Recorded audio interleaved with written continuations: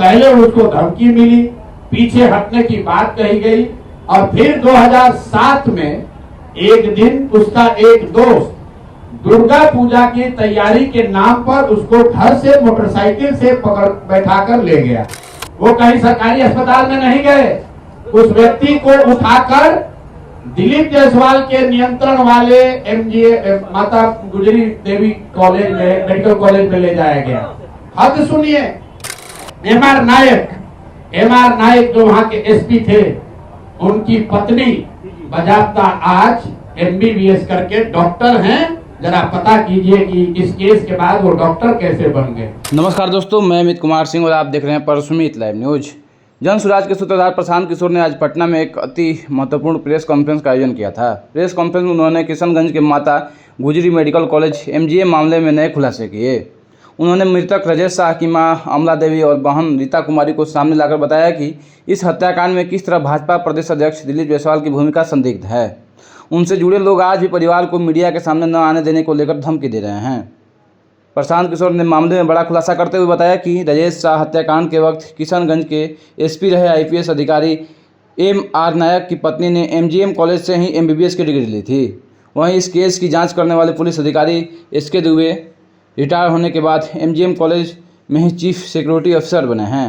उन्होंने बताया कि 2007 की इस घटना में पटना हाई कोर्ट ने अब सीआईडी को जल्दी जांच करने का आदेश दे दिया है, लेकिन कोई कार्रवाई नहीं हो रही है। खरीदना चाहते थे, लोगों से जबरदस्ती करना चाहते थे। जैसा कि इन लोगों का कहना है कि इनके लड़के ने उसका विरोध किया, पहले उसको धमकी मिली, पीछे हटने की बात कही गई और फिर 2007 में एक दिन उसका एक दोस्त दुर्गा पूजा की तैयारी के नाम पर उसको घर से मोटरसाइकिल से पकड़ बैठा कर ले गया, इन सब के सामने ले गया। और फिर इनको खबर मिलती है कि एक भीड़ ने उस बच्चे को, इनके बेटे को घेर कर पीटा है और इतनी बुरी तरह पीटा है कि वो ऑलमोस्ट मरणासन हो गए और उनको किसी सरकारी अस्पताल में नहीं ले जाया गया। वो कहीं सरकारी अस्पताल में नहीं गए, उस व्यक्ति को उठाकर दिलीप जायसवाल के नियंत्रण वाले एमजीए माता गुजरी देवी कॉलेज में, मेडिकल कॉलेज में ले जाया गया। हद सुनिए कि भाई लड़का इनका गया और तथाकथित तौर पर पुलिस का जो एक वर्जन है कि भीड़ ने उसको मारा, उसके पास पिस्टल था, ऐसा पुलिस के एक आरोप पत्र में कहा गया है, जैसा कि किसी ने इल्जाम लगाया है। वो बच्चा 50 उसको 100 लोग रोड पर मारते रहे, लेकिन उसके हाथ में पिस्टल है, उसने पिस्टल नहीं चलाया। और पुलिस को इसकी सूचना किसने दी?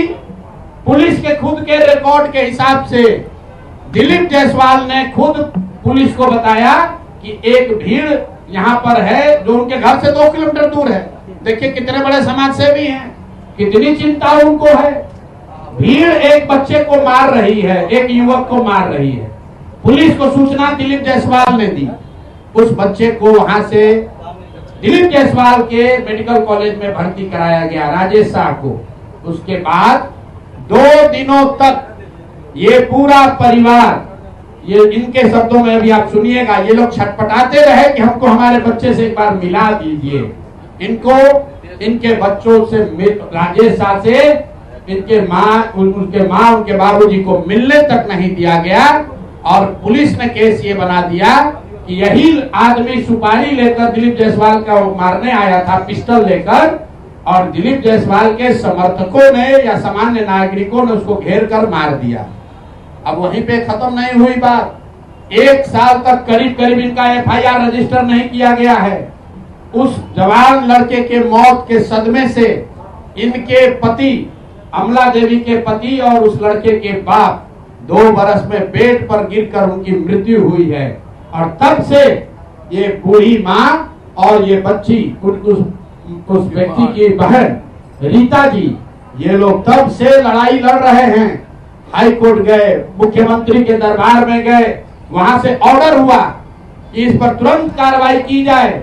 वहां का एसपी, अब नाम पिछली बार नहीं बताया था, आज बता रहा हूं, एमके नायर, उसने एमआर नायक जो वहां के एसपी थे, उनकी पत्नी बजाबता आज एमबीबीएस करके डॉक्टर हैं। जरा पता कीजिए कि इस केस के बाद वो डॉक्टर कैसे बन गए। उस केस का आईओ एसके दुबे, नाम नोट कीजिए, मैं सीधा नाम बता रहा हूं। एसके दुबे जो केस का आईओ था, रिटायर होने के बाद दिलीप जायसवाल के मेडिकल कॉलेज में चीफ सिक्योरिटी अफसर के तौर पर उसने बाकायदा काम किया।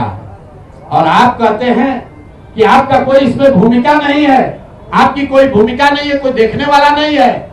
ये लोग जब कहीं न्याय नहीं मिला तो मुख्यमंत्री के दरबार में आए। मुख्यमंत्री के यहां से डीजीपी ने फोन करके एसपी को बताया कि भाई तुम इतना गलत काम कर रहे हो, तुम इनके जो शब्द हैं कि तुम एफआईआर नहीं रजिस्टर कर रहे हो। एसपी ने बुलाया और अभी आप सुनिएगा उस लड़की से, उस राजेश शाह की बहन से, कि एसपी अपने सामने इनको बैठाकर इनका जो वर्जन है कि किसी अपराधी को इतना मार रहा था ताकि ये डर जाए, और फिर आकर कहा, जैसे आप पिक्चर में देखते हैं कि जिसको डराना होता है उसको उसके अगल बगल में किसी को बुला के मारता है पुलिस। तो ये बता रही थी कि एसपी ने इनके सामने किसी अपराधी या किसी बंदी को मारा और मारने के बाद इनको ज्ञान दिया कि अरे तुम शादी उदी करो, अपना काम करो, ये सब कहां चक्कर में आप पड़ी है। और केस को फाइनल इन लोगों ने कर दिया। फिर ये लोग हाई कोर्ट गए। इनके हिम्मत की आप दाद दीजिए, हमारी आपकी हिम्मत टूट जाएगी। 2008 से ये महिला दोनों अकेले लड़ रही हैं और कोई बिहार में इनके साथ खड़ा होने को तैयार नहीं है। ये लोग हाई कोर्ट गए और हाई कोर्ट का निर्णय अभी मैं आपको सुना रहा हूं। हाई कोर्ट ने कहा है कि सीआईडी को इसको जांच करके तुरंत इस मामले का निपटारा करना है, और अभी तक उसका कोई खोज खबर नहीं है। पुलिस रिकॉर्ड में कहीं नहीं है कि राजेश शाह की मृत्यु कैसे हुई, भीड़ के मारने से हुई कि अस्पताल में